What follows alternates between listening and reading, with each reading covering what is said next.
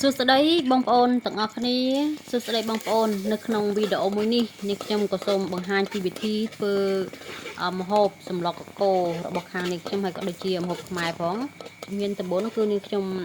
ប្រើខ្ទះបងប្អូនអត់ប្រើឆ្នាំងទេដោយសារឆ្នាំងយើងពិបាកកូរអញ្ចឹងខ្ញុំដាក់ឆ្នាំងខ្ទះបន្ទាប់មក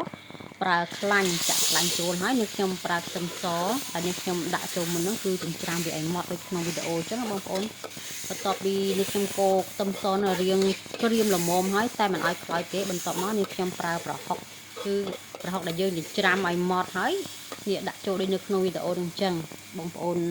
តាមដានវីដេអូនេះខ្ញុំទាំងអស់គ្នានឹងដឹងពីវិធីធ្វើម្ហូបរបស់ខាងនេះខ្ញុំហើយបន្ទាប់មកនេះខ្ញុំ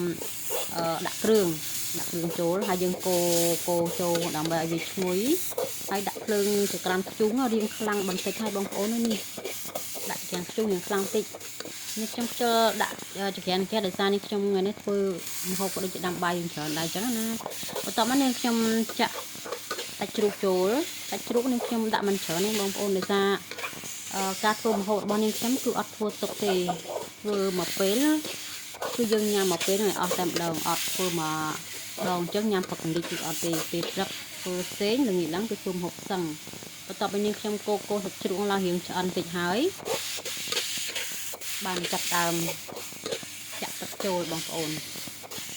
ឡូវនេះខ្ញុំកូរសិនហើយភ្លើងដាក់ខ្ជុំរៀងខ្លាំងដែរណាបើតាសាកូរវាអញ្ចឹងគឺវាខ្លោចហើយឥឡូវហៅកូនស្រីឲ្យដងទឹកឲ្យបន្តិចចាក់ចូលនេះសម្លកកូររបស់ខាងនេះខ្ញុំប្រើឆ្នាំងខ្ទះក៏ដូចជាវែកឆាដូចយើងឆាអញ្ចឹងតែតាមពិតគឺអត់ទេសម្លកកូរនេះខ្ញុំអត់ប្រើឆ្នាំងឬក៏វែកសម្លអីទេបងប្អូនដោយសារយើងប្រើឆ្នាំងវាពិបាក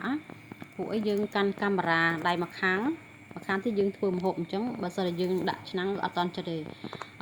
មិញបងដាក់អីខ្លះមិញឥឡូវតែនិយាយអូដាក់កាដូងបន្តិចចូលបន្ទាប់មក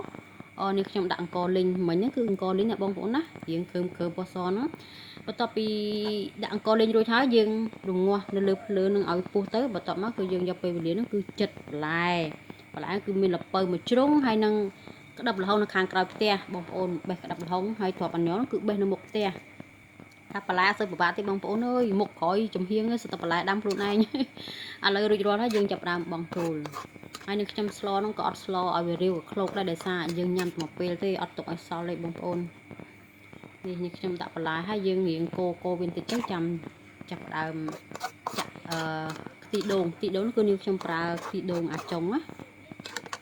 ហើយខ្ទិះដូងនេះផងដែរគឺនេះខ្ញុំធ្វើបង្អែមជាខ្ទិះមុនហ្នឹងនេះខ្ញុំលៃទុកពាក់កដាលយើងធ្វើបាន2មុខនេះឥឡូវយើងចាប់ដើមចាក់ខ្ទិះចុងចូលហើយយើងជ្រុំបន្លែវាឲ្យវារៀងលិចទឹកបន្តិចដើម្បីឲ្យឆាប់ឆ្អិនកុំឲ្យវាស៊ីប៉ែយូរពេកសម្លកកូររបស់ខាងនេះខ្ញុំឲ្យបងប្អូនធ្វើយ៉ាងម៉េចក៏នាងខ្ញុំអត់ដឹងទេតែសម្រាប់នាងខ្ញុំធ្វើអញ្ចឹងបន្ទាប់មកនាងខ្ញុំដឹកទីនោះគឺ